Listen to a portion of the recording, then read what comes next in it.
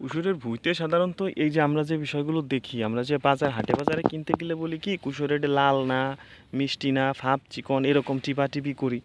শুধুমাত্র টিপাটিপি না, তবে এইগুলোর তুলনায় এইগুলো আমাদের ন্যাচারালি আমরা এলাকাতে যেটা লাগাই ছোটোবেলা থেকে দেখতেছি যে দেশাল কুশর ওরকম। তবে এখন মাঠে কিন্তু গ্যান্ডারি কুশর, গ্যান্ডারি এখন মাঠে কিন্তু বিভিন্ন প্রজাতের বিভিন্ন রকমের আখ চলে আসছে, বৈশিষ্ট্য আলাদা। যেমন এটা মিষ্টি তুলনামূলকভাবে একটু শক্ত। আবার এখানে যে কৃষক বলতেছে যে এখানে কিন্তু আপনি শুধু মিষ্টি খুঁজলে হবে না, তুমিই বলো এটা হচ্ছে কি কি আখ, কি জাতের আখ? China three. যখন চায়না থ্রি যে লিচু জাত আছে ওই রকমের চায়না থ্রি, কিন্তু এটা হচ্ছে অনেক মানুষ আছে যে শহর থেকে আসে কিংবা অনেক জায়গায় মানুষ আছে যে শক্ত কুশর খেতে পারে না, সেই জন্য হচ্ছে এটা হচ্ছে নরম। এটা হচ্ছে এটা অনেক নরম হবে না? জি, এটা নরম হবে, চুলতে অনেক সহজ হবে, ভিতরে নরম আছে, চাপা দিলে পারে রস বেরোবে, অনেক মিষ্টি হবে। রস কি আমাদের এই কুশর থেকে ওই কুশরে বেশি না রস কম? চায়না থ্রি তো বোঝেন যে অনেক ভালো চায়না জাত, আর এগুলো হচ্ছে বাংলাদেশি জাত। বাংলাদেশি জাত দেশিটাই বলতে আমরা ভালো বুঝি, তারপরে চায়না থ্রি যে মানুষ ভালো বলে তাই আর কি। এই চারা কই পাইছিস? এই চারা হচ্ছে কোন এলাকায়? এই কুশরগুলো কোন এলাকায়? বোয়ালমারি থেকে আনা হয়েছে চারা। বোয়ালমারিতে আনিছিস? বোয়ালমারি থেকে চারা আনা হয়েছে আপনার। ওরা আবার আনছে কোন জায়গাতে সেটা আর বলে নাই, ওরা হয়তো যে কোনো জায়গাতে আসছে। দর্শক, আমরা এই মুহূর্তে আছি হচ্ছে নড়াইল লোহাগড়াতে, বাট ও আনছে বোয়ালমারি থেকে। এটা বেশ দূরের একটা ব্যাপার স্যাপার। জি, আরেকটা দেখছি যে চায়না যে কালো যেটা আছে ওইটা উনার কালো হয়, কালো। হ্যাঁ, কালো একটা আছে, এরকম কুচকুচে কালো। জি, একস কুচকুচে কালো, ভিতরে সাদা, অনেক সুন্দর দেখা যায়। তো ওইটা উনার কাছে অল্প ছিল, এই জন্য দিতে পারে নাই, বলছে যে এই বছর দিয়ে দেবে। ওরা চারা এই বছর আনতে যাবো বলছে, কিছু চারা দিবানি নিয়ে যেয়ে এনে, তাই বলছে। ভালো ব্যাপার। জি, নাও কুশর আরো কাটো, তাহলে গরম। হ্যাঁ, কুশর তো কাটতে হবে, ভাত খেতে হবে।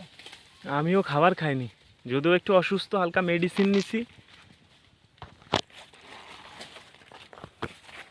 এই স্কুলের বাচ্চারা সব মোটামুটি কিনে ফেলে না?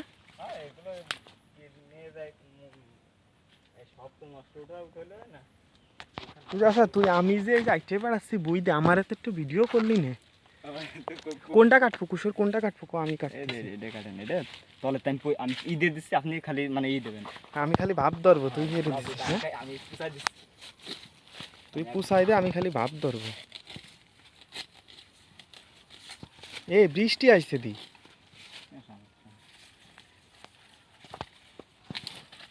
ঠান্ডা মাঠা। এদিকে শো, কাছে আমার হাতে দাও, ভাব ধরলি ভাব ধরার মতো ধরতে হবে। তুমি ক্যামেরা কিন্তু চালু, হ্যাঁ ক্যামেরা চালু, খালি আমার ফোকাস নিয়ে ই করবা যাও। মানে আস্তে আস্তে আইবো, তাই তো? আস্তে আস্তে না, দূরেরটা একটু দেখাও, সমস্যা নাই।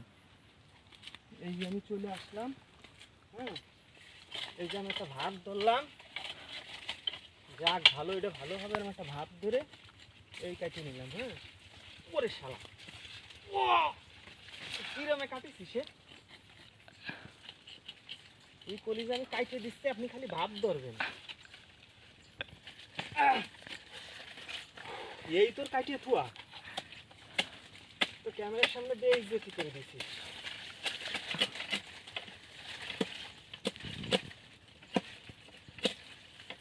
তোমার ই ভালো না, থাক, বেশি চালতে হবে। হ্যাঁ, এক জায়গা তুলে আসছে।